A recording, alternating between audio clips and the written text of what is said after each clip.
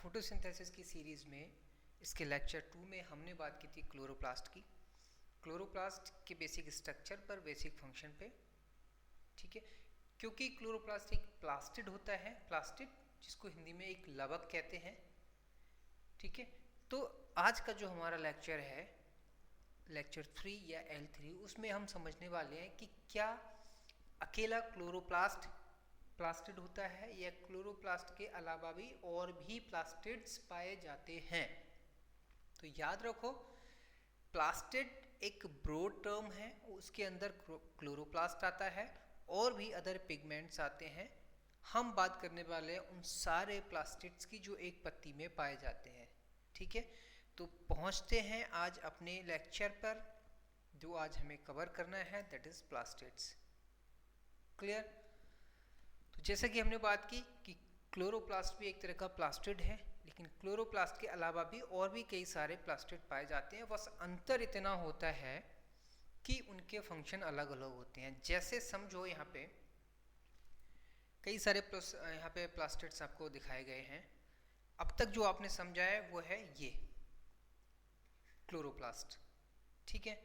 इसके अलावा भी आपने नाम सुने होंगे शायद। अगर प्रोप्लास्टिड का नाम नहीं सुना है तो ल्यूकोप्लास्ट का नाम सुना होगा। नहीं सुना है तो उस पर अभी हम बात करने वाले हैं और किस तरह से ये विकसित होते हैं उस पर बात करेंगे। तो स्टार्ट करते हैं सबसे पहले हम जो हमने समझा हुआ है क्लोरोप्लास्ट उससे।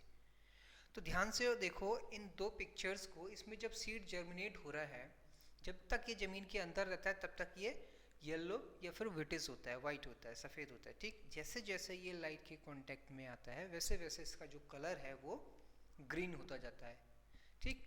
और फुल्ली कांटेक्ट में आने पर ये पूरी तरह से ग्रीन हो जाता है। तो इसका क्या मतलब है? इसका मतलब ये है कि जब सीड अंडरग्राउंड होता है तब उसके अंदर क्लोरोप्लास्ट नहीं होता, ना ही उसके अंदर क्लोरोफिल होता है। लेकिन जैसे ही वो लाइट के कांटेक्ट में आता है तो क्लोरोफिल या क्लोरोप्लास्ट का डेवलपमेंट स्टार्ट हो जाता है, या कह सकते हो आप कि क्लोरोप्लास्ट बनना शुरू हो जाता है।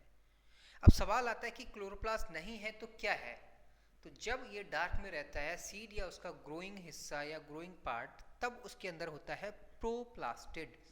प्रोप्लास्टिड का मतलब है कि क्लोरोप्लास्ट से पहले की अवस्था, जिसको कहते हैं हम प्रो। तो इसको आप ऐसे भी कह सकते हो, प्रोप्लास्टिड, ठीक। तो प्लास्टिड मतलब सारे प्लास्टिड इंक्लूड हो रहे हैं हमारे इसमें। तो अभी हम सिर्फ फोकस कर रहे हैं क्लोरोप्लास्ट पे। तो जब प्लांट का बढ़ता हिस्सा लाइट के कांटेक्ट में आता है तो यही प्रोप्लास्टिड कन्वर्ट हो जाता है किसमें? क्लोरोप्लास्ट में। तो बात आ गई समझ में कि लाइट की वजह से एंजाइम एक्टिवेट होते हैं और वो एंजाइम क्या करते हैं? प्रोप्लास्टिड को क्लोरोप्लास्ट में कन्वर्ट कर देते हैं। इस तरह से ये होता है क्लोरोप्लास्ट का डेवलपमेंट। लेकिन सवाल ये है कि ये डायरेक्टली कब डेवलप होगा?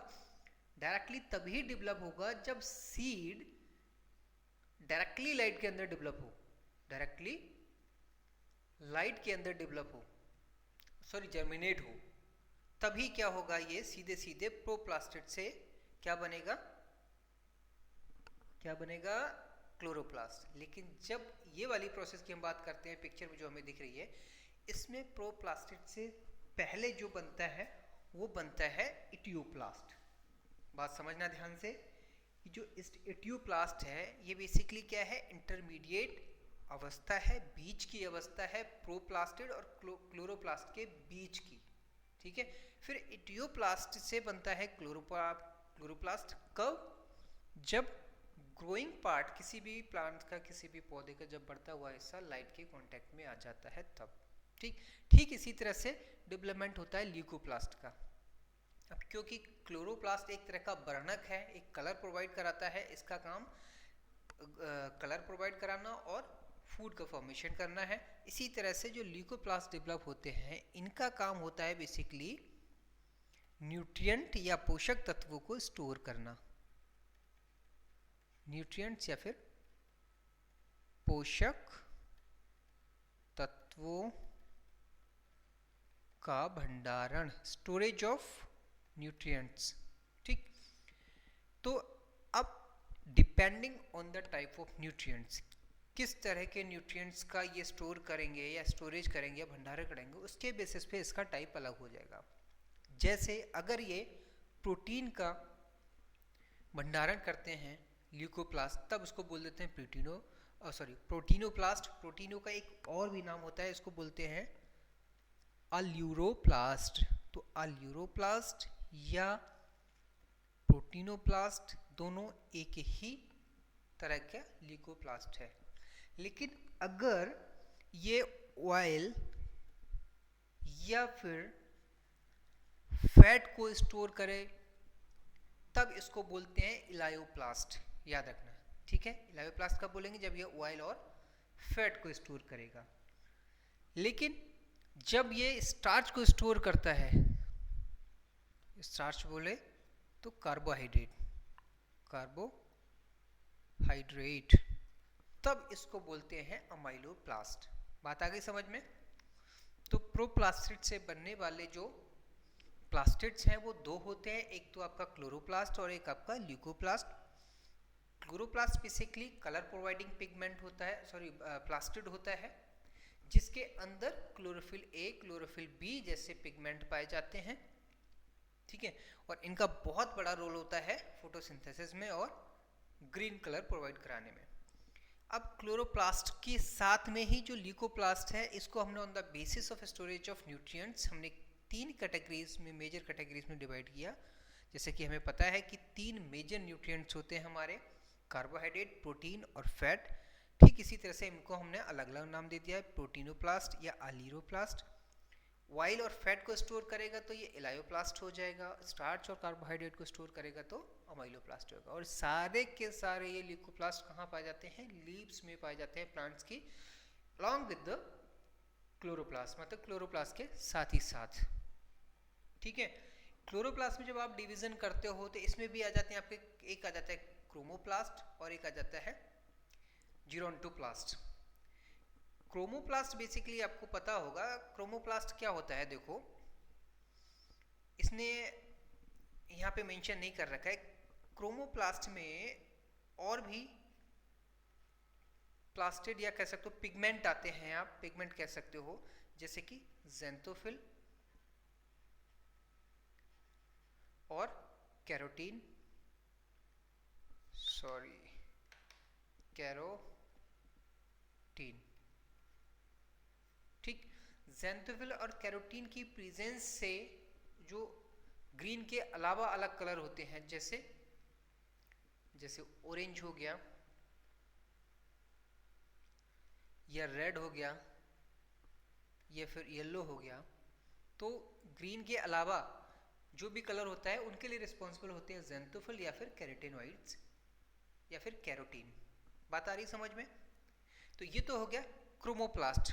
क्रोमा मतलब कलर से रिलेट करता है एक तरह से, ठीक। जीरोंटोप्लास्ट क्या होता है, समझो ध्यान से। जब लीफ की डेथ होने वाली होती है या जब पेड़ से पत्तियां गिरने वाली होती हैं या जो सीजन आता है ऑफ सीजन, तब मतलब पत्ती की डेथ के समय, during the senescence of leaf, ये जीरोंटोप्लास्ट डेवलप होता है किससे? क्लोरोप्लास्ट से। तो ये डेवलप होता है during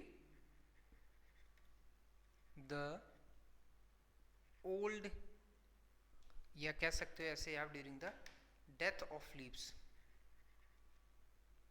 death of leaves. Science में इसके लिए एक टेक्निकल टर्म्स आता है सीनेसेंस, वो भी आप यूज कर सकते हो। एक हद तक ये जीरोंटोप्लास्ट से क्लोरोप्लास्ट बन सकता है, लेकिन जैसे ही लीफ की जो सीनेसेंस या एजिंग की जो प्रोसेस है, मरने की या डेथ की जो प्रोसेस जब टर्मिनल पे पहुंच जाती है, तब वहाँ जीरोंटोप्लास्ट से क्लोरोप्लास्ट नहीं बन सकता। और सबसे इंटरेस्टिंग फैक्ट जो आपको जानना जरूरी है वो ये कि क्लोरोप्लास्ट से दोबारा प्रोप्लास्टिड बन सकता है, ल्यूकोप्लास्ट से दोबारा प्रोप्लास्टिड बन सकता है, अगर किसी पौधे को या लीव्स को लंबे समय तक डार्कनेस में, अंधेरे में रखा जाए तो। मतलब समझ जाओ कि सारे के सारे जो पिगमेंट हैं, इनका जो डेवलपमेंट प्रोसेस है, इनकी जो डेवलपमेंट या विकास होने की प्रक्रिया है, ये रिवर्सिबल होती है। रिवर्सिबल मतलब ये प्रोप्लास्टिड से जैसे ल्यूकोप्लास्ट बन रहा है, इसी तरह से ल्यूकोप्लास्ट से प्रोप्लास्टिड भी बन सकता है।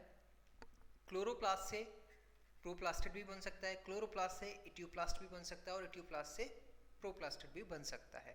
ठीक इसी तरह से क्रोमोप्लास्ट से क्लोरोप्लास्ट बन सकता है, जीरेंटोप्लास्ट से क्लोरोप्लास्ट बन सकता है, बट इसमें लिमिटेशंस है जीरेंटोप्लास्ट से क्लोरोप्लास्ट बनने की। आगे बात समझ में? तो ये थे डिफरेंट टाइप ऑफ प्लास्टिड्स जिसकी हमने बात की है। और ऑटम सीजन में या फिर यूएसए में, नॉर्थ अमेरिका में आपने देखा होगा जो मैपल लीव्स होती हैं बहुत ही खूबसूरत जो दिखती हैं, उनका जो कलर होता है वो क्रोमोप्लास्ट से ही आता है, ज़ेंथोफिल या केराटिनॉइड के कारण ही होता है। ठीक है, तो चलिए मिलते हैं अगले लेक्चर में, तब तक के लिए मौज करिए।